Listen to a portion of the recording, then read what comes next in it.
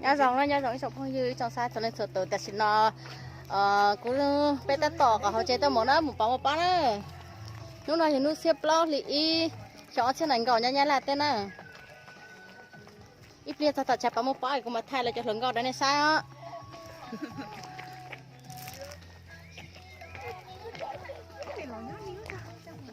được chia tôi nè là thật là thật im ba thường cao chiếc ở thế tân này ba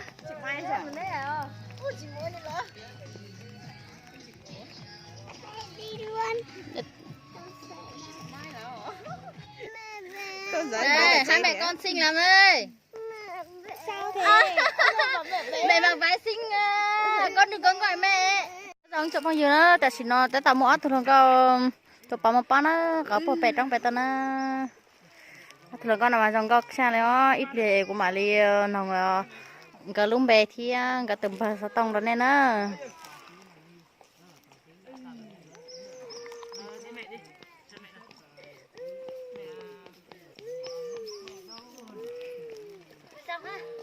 dòng mà ê giờ thằng cái chụp bao đấy cái pipe này nhở có bé tụi nó chẳng em nghe phá chỉ lo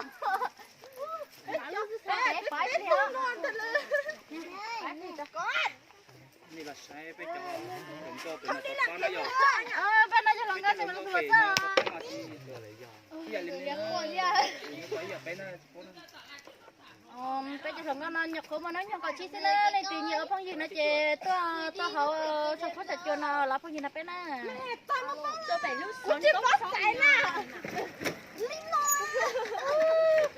giờ nhớ giống trong phong gì nó nói cho bây giờ một bó nhớ là tên nó giỏ là mua sản xong thì là mua sò xong đến té đi nó nữa để mua chặt lúa theo chăm nói cho chăm nhiệt lúa chặt xí na chăm muội chặt xí na một chiếcตัวน่ะnó để sai bé bắn nữa sai bé chếตัวxưa nó lúc dòng này nó mới chặt lúa theo chỉ bây giờ bắn này sao có hiền á không có chị hiền là bé bắn này không nào cái lần đầu cái lần con đi lần đầu tôi trong là chắc phải bé một chín anh chơi lần đầu nhá là bé bắn nó mèo mèo là để bé chỉ đầu xíu là có gì à chứ không là chỉ mẹ là phải để cho Quân à về anh xin anh không cướp tôi nhận lo nhá sát tới sau tay bác nó là từ thôi là về đi về ăn quê đó là cái anh xem na là để bỏ cái na là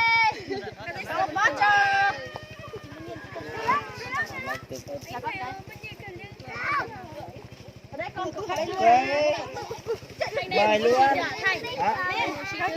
chỉ một đánh ở dầu này vào mùa nè một tàu kế nè tàu kế mùa thoa trâu mùa sẽ lo mẹ lo thì à sẽ muốn đi qua thì mới vào lạc mùa đó thôi thì à lạc lá cầm một chút đi ra na lỗ à na cũng na cái gì na bây giờ đã có nhà nhà chị cầm nhiều xuống chị đã có nhà xuống lính chí không một tiếng hả không một ra xuống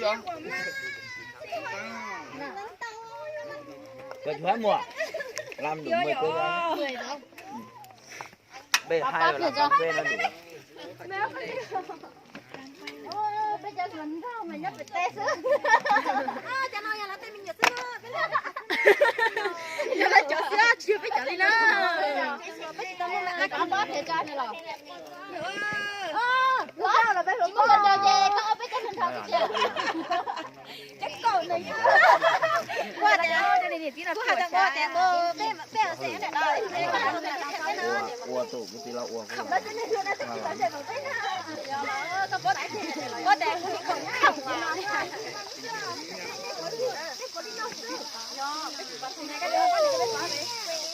làm mình không như vậy sao cô dễ là đeo là bao nhiêu bố này muốn khỏi trong đi mà hai chị gọi hai chị cho nó rồi nó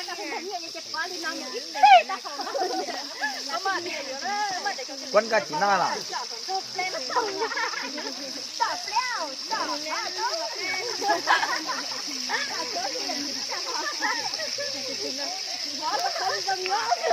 Anh ơi chị em nhá.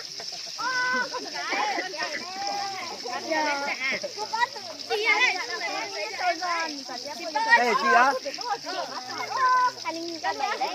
287 á? Ôi. Tin được em ơi. Em 2000 đây.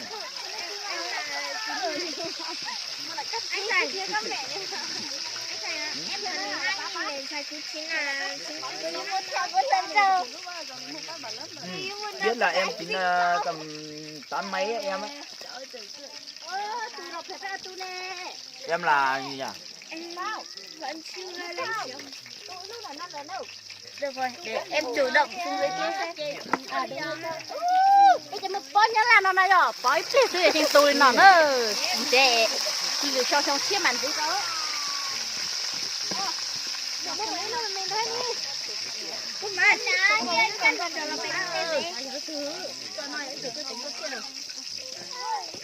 ui qua lủng cầu này qua một lâu ít đều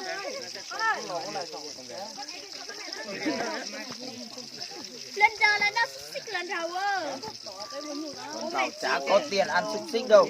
sẽ là một bó để của giờ nhiệt trọng xích à Anh để cho anh đây.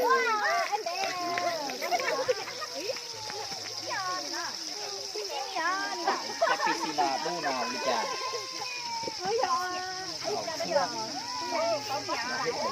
wow túi sợ hay ba lô ít trẻ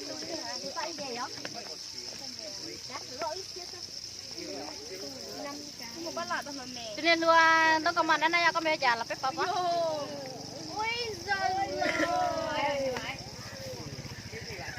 Đẳng cấp đấy.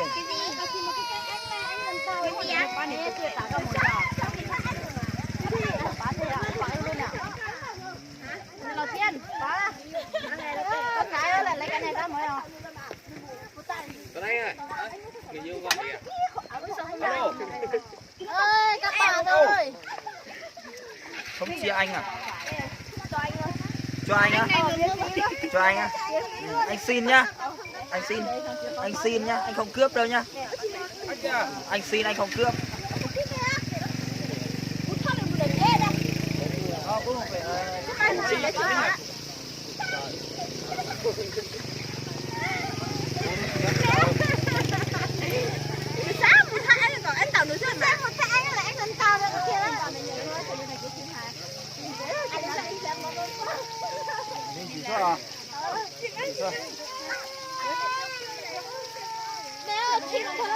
Có kẹt nữa. Là ba ba đây ăn nhiều nè. Là tao đấy ba ba. Anh cho con một nhất không nha. Chịu không? Nên là lúc ở đây thì tôi là nên là con đều đều lại thấy lúc này. của anh Thành cái này có này con nữ này bà anh Thành đúng không có tôi chụp của xem nào Anh ơi bé kêu khỏi trước đó bé mùa tao có đều đó hơn rồi là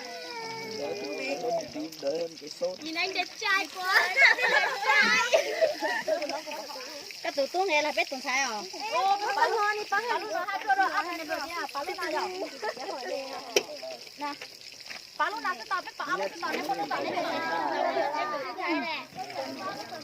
tiền này quay xe đã tôi sẽ đi về nhà đó Mấy nhà khao tôi tính thế nào sao? từ nào Nhà tỷ á chị, yếu sẽ xích na là nhiên tao tạm bảo chỉ bao nào thế à?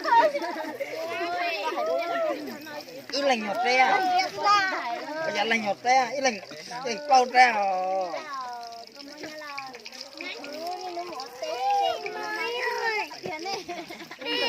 thì nó mà làm đi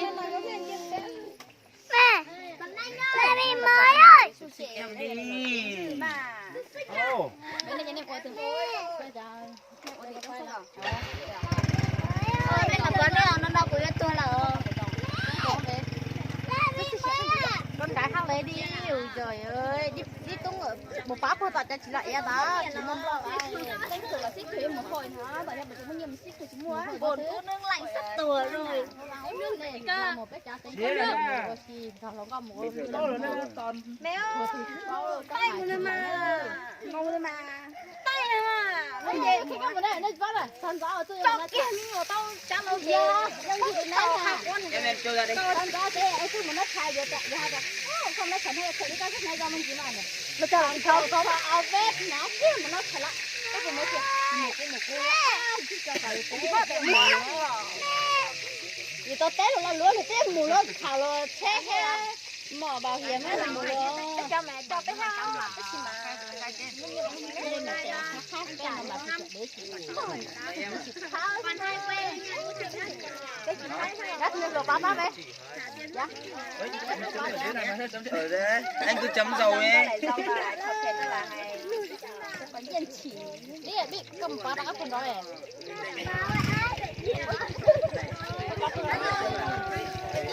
đã đi rồi linh chi về rồi anh chị các bạn linh chi bỏ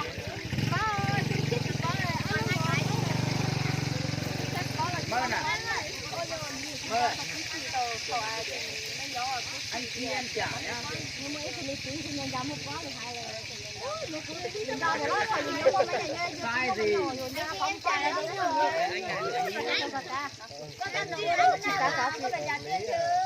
mua tiền chị nhau wow nhớ béo anh chị em chả mua đôi lúa im ba là để mướn về cha về chị biết à nhớ lo về cha về chị biết à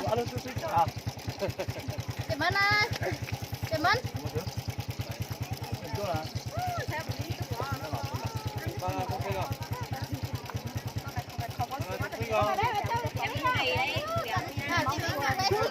Đi cu tiền cũng thật khó. Thành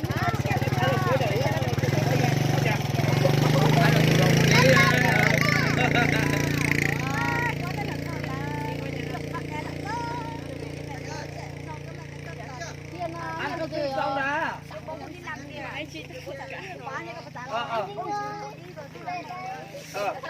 tay rồi rồi thôi là ở mấy ta hiền à hiền là con là Oli bắt đầu đến hiện trên bắt đầu. Có có gì mình nhỏ có tiền để nó ăn cái loại tôi lót. Chỉ đang đi quen thôi. Nhớ. Để cả cái nó mình chỉ nó cú ly huyết thôi biết từ chưa nó muốn đi mua gì có cái mà luôn cả tại chia nó xin dây đốt bé xin chồng dây đốt bé con này là nó cũng là mấy cái tụi mình nhận thành đó là nó đi bỏ cái chắp họ có cái chuyện đó bỏ cái gì nhận đó một bát đi chưa mà cho nó bỏ cái nào vào đây ở đâu nó đứng đây nè bán cho biết cày nè đi chơi ăn là phải chờ chỗ này không cay không nhỉ con nhỉ chồng trái thì như lãi chồng để làm nào không biết tè nó mỏ bây giờ thôi đi nhọc không mấy cái này nó mang ngoài từng cả một quá à đây à dễ đạt quá bé này nói nhiều chia cái cho tôi có một bỏ nói nhiều một yên thì nó nhiều một hiện tại bánh chồng này mang ngoài này có đứa mẹ mình thà có chiếc xiết ê rồi ăn tôi đi một chút nữa đấy ui dồi khẩu ghi đó như này được lãi nhiều nhỉ lãi nhiều đó anh là người yêu của em này nhỉ cho con từ lọ cái một con lọ baby nè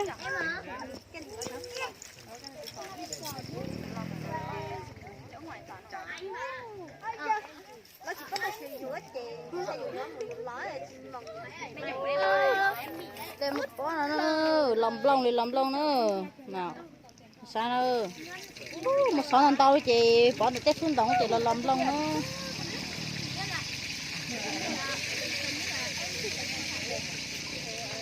trái bỏ con nó đẹp đúng không em mai con đây đấy nhưng mà cô này cũng không trời mẹ các bên chỉ có đấy nhớ cho mình nha em mẹ đi làm ở kia tôi gọi cho mấy thằng này à chỉ có mà cái chụp khi nó thì nó có thể chỉnh đó được. Em chi anh chả đúng đấy. Em chi anh. Đấy thì tí không có điện thoại nữa.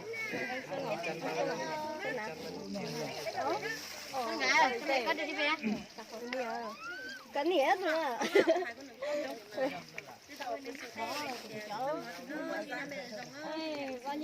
Nó lo đây nè. Nó lo không lo từ. Họ đi nào? Họ này. thay lượng có ôi chà anh rẻ cho nó hai lượng nhất là xúc xích nó hai lượng mông hùi chả Lúc mà bao nó xài thế à? bao hùi mông hùi chả cho nó đó bây giờ là hùi xúc xích nó sai đấy cho đó chỉ nó lượng cao chỉ bấm bó rồi nó ký cho nhà nó thế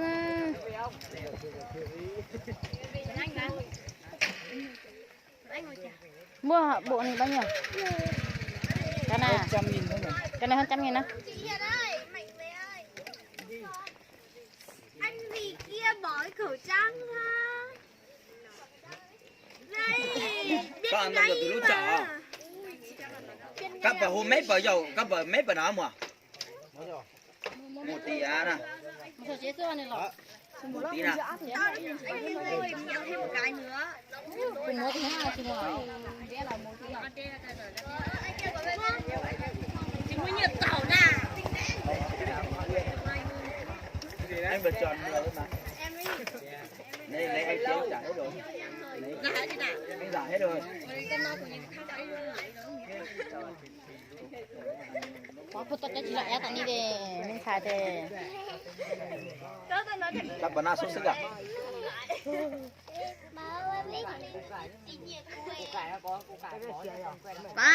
ba tôi ôi dồi cái bao tuần thằng mẹ để tránh lúc cứ sỏi san ra tay thì vô con già thì lì già tại mẹ ơi mua son ở đâu à yêu mà vô lấy con cho mẹ gì à Bốc qua. Một cái gì cái là chiếc đồ của Mà cái thế nào? nó vợ nó mà đâu có. Nó của quay xe của hai cái tướng.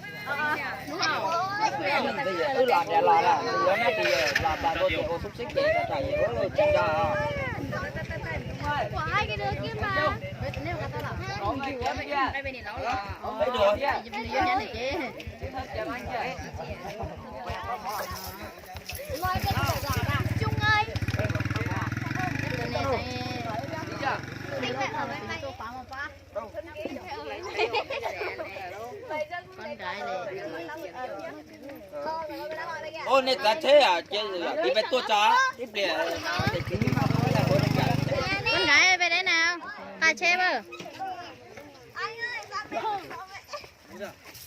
Út Trương ơi. Cái này cái bật con cái này cái lỗ khai nè.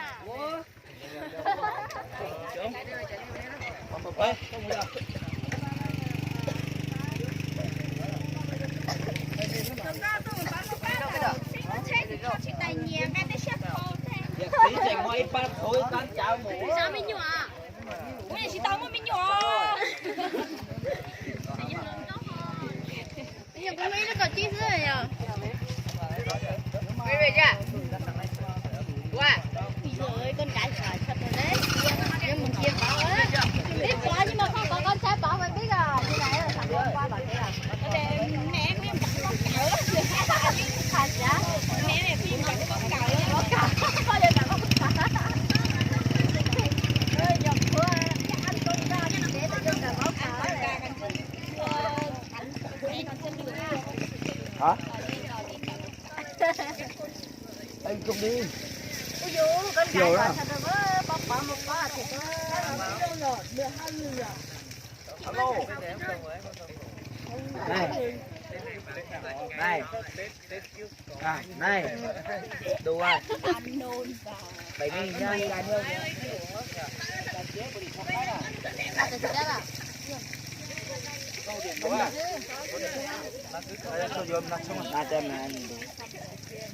전화 chia cầm một khỏi xong vào đây ấy vào đây này không thì cho vào trong này em quên xong là một bên to một bên bé khi là mình quay ra ngoài kia khỏi đây Em tía. bên trên hết rồi còn bên dưới thôi thon cái kia đừng có xón. Mẹ tránh ra. Mẹ. Đồ. Không ăn sáng là mà mới quá mà tiền quá. Các chị báo chứ là có bao giờ có phải đâu có test là quá nào. Ôi ý chị gì tôi lại á là chị quen một con lòng á lên này cho. Cho lòng đi. Mà thấu thì chị tua á. Với một con trẻ đó mình thấy một trẻ đó. Cái cửa tháo nào.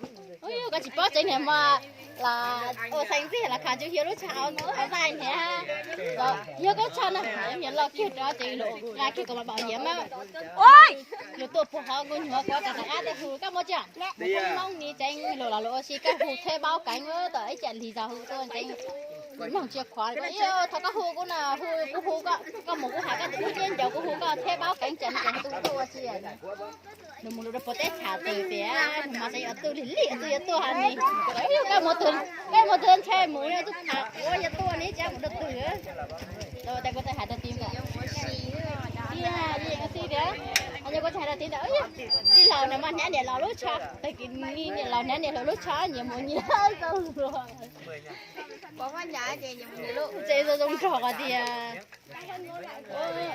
xíu giờ thế này à ta kêu chị bắt tàu đó Bây giờ anh ơi cái mình nên ta cái ló hay tôi hay lò to.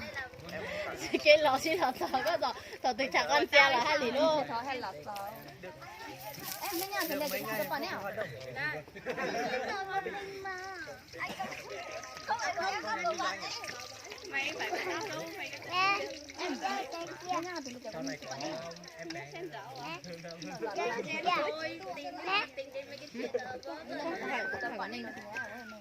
Này là của quá. Bọn mày cứ gọi ta là chị hết đi. Bớt cho lọ rồi. Em Thúy ơi. Ở đây bảo. Ở đây gần đây mà gọi nữa. Cái gì? Không bắt em đâu mà lo. Ui, con gái con giỏi thật đấy. Lo gì vậy? Cái này gọi cái gì mà? Tên anh ta đi đánh. Đi vào trong đây. Văn Thắng là ở trên núi. Còn cả. Cần ngại em đấy. Kiểu gì ta đi với họ được. Anh Khánh gì đấy? Nhó à. Tàn có. Không bắt được. Của em này. Không phải. Ai cho anh đó thì lấy ai cho anh thì lấy. Đó chị ơi. Ôi. Sao à? Anh mày bảo mày chi một cái đâu mà. Yêu thần làm gì? Sao vậy nhá? Ê, một cái rồi. Sắp rồi. Nhà ta việc yêu đương gì tầm này. Hả? Thì chả. Nhưng mà này nó về Chị đó, con cái này đi về á. Đã bụng chưa? Rồi. Cái này sấy rồi ăn được không? Chẳng ra đi.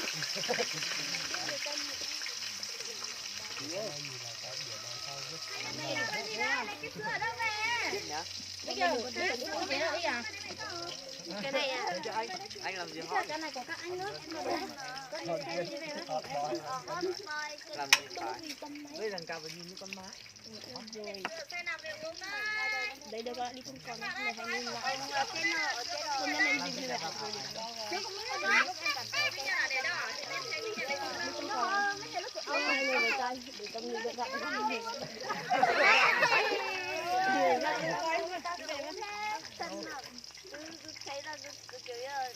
ôi trời ơi đẹp trai thế. Như chị Mai. Phải đi thêm cái xích xích đi. Cái này không được ba. Không được thì quay sang Mày tưởng tao khen mày đẹp trai là tao sẽ xin mày à? không được thì quay sang kia đi, quay sang đây nói làm gì. Bây giờ tao quay lên thế này là tao quay lại mày đâu.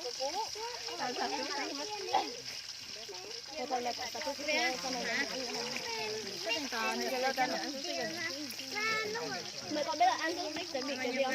Người ta ở Trung Quốc đang có một cái bệnh chưa chữa được nhá. tiền này mua một que được rồi, biết có ăn hết rồi tí nữa ăn ta lấy tiếp. Thì xin là xin gọi lại thôi. Xin gọi xin mà anh nói xin mà anh có bảo là mượn đâu. Tiền về đây. Đâu, mang về nhà. Không bao giờ để quên chuyện để ở ra.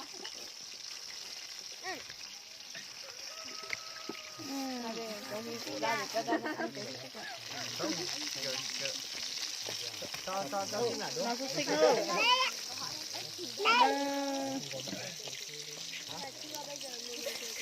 Đưa ra đấy.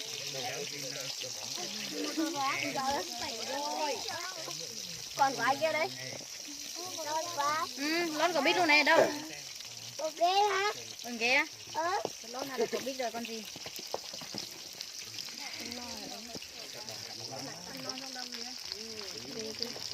Mình chắc còn có bao bát thì chỉ chanh đi à, chả chỉ có 6 bát luôn. Cái chị quả lá rồi lá thì cái nụ cười em muốn tệ Tè kia kìa. Có cái này vào đây, khắc tè đi. Kéo. Này lấy thêm một cái hàng ở đây anh chưa có hàng ấy anh chưa có đôi dép nữa lấy cái dép mình có chân lại tè ở đây Cho tè đi. anh ơi hết cái gì tao mang kèm này đã nhật lấy thì tao mang tiền này cho em mang về đi ơi con ăn Mẹ này ơi, mẹ ơi. tao có người chờ mẹ về đây giờ mai mà lôi ra coi giờ mai Mấy bữa em biết vô khỏi thầy thôi bây giờ ít đây nào. cái bây giờ đấy tao về đây anh mái để làm gì đúng rồi đưa về ăn thức xích ra tay đưa về nhà tiếp ăn thức xích xong lại có chuyện là về rồi đâu anh mãi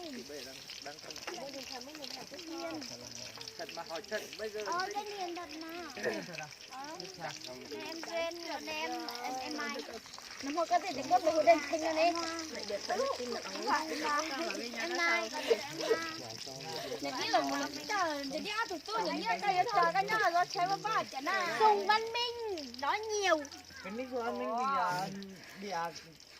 bị em này hack rồi còn gì nữa cái gì nhỉ Chắc là phụ muốn hình vô tao.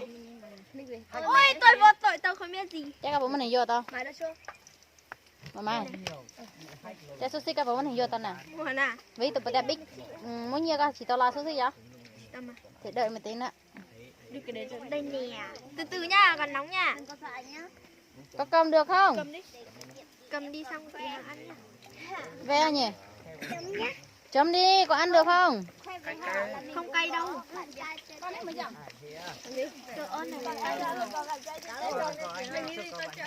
Nếu muốn nếp bên lòng lò? Hả? Nếp son này là tập bê ở chả, bê nhá bê tết chả thì lia. Vậy tụi nó từ đấy chả chúng tôi tôi mà này Chả có bữa tôi chỉ tôi à. chỉ tôi để sống nó phải mua mà Chế chỉ một chế. cho nó xe đầu tàu này Chả biết ư trả nên một bé. bên bây giờ